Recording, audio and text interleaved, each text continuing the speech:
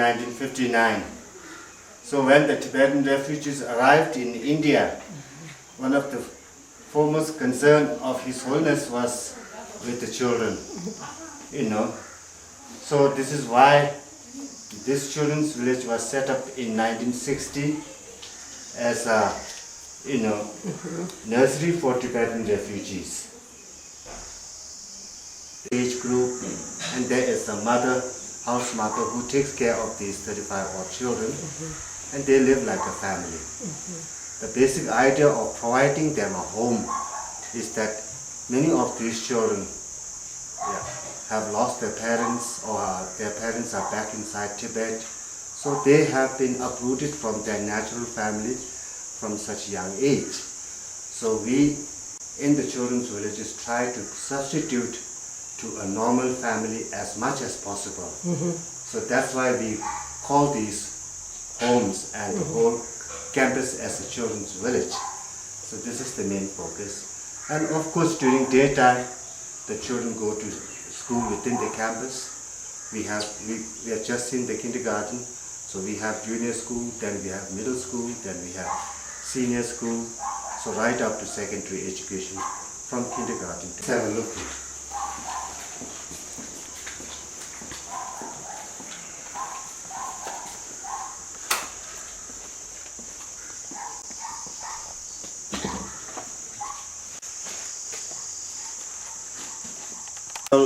Non-governmental organizations and many individuals, the moment we admit a child here, we try to find a sponsor for a child who will pay for the child's upkeep, maintenance, living costs, education, healthcare, everything. So financially we are supported by many friends abroad, all over the world. Yes.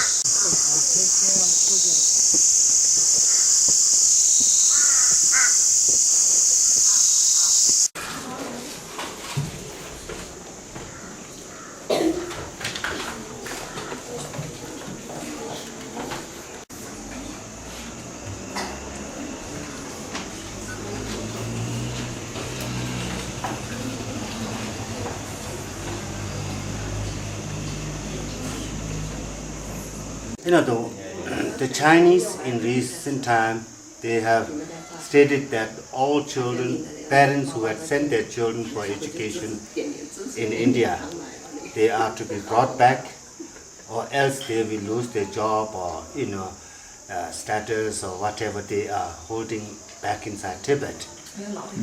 But then, why are they so afraid of the children being educated in exile?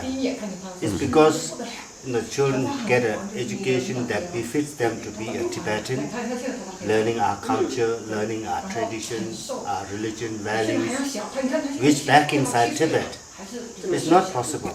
It's only what the Chinese want the children to be educated in their sense.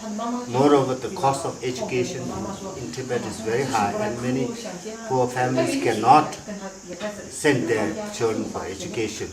So it's purely out of, for want of education. And getting an education is the right of a child. That cannot be denied. It's a universal right for the child to have an education that befits them. It's not the question of ideology or whatever. So it's not that, that children are smuggled or instigated by the Dalai Lama for education here. This is not the case. But it's purely the choice of the parents. The parents back inside Tibet have no choice, so that their children grow up as Tibetans. So this is the main reason, and then that's why the Chinese are criticizing the work that we do here for the children, our education, for our education.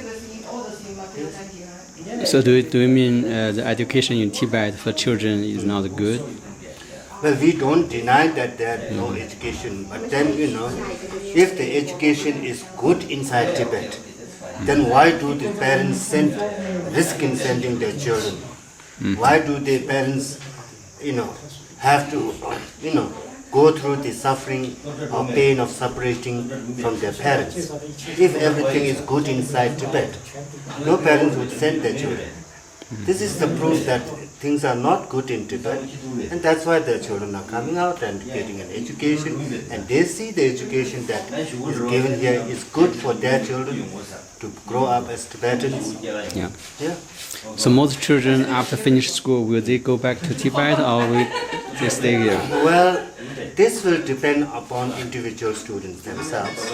So we cannot force any child to go back, or Yeah.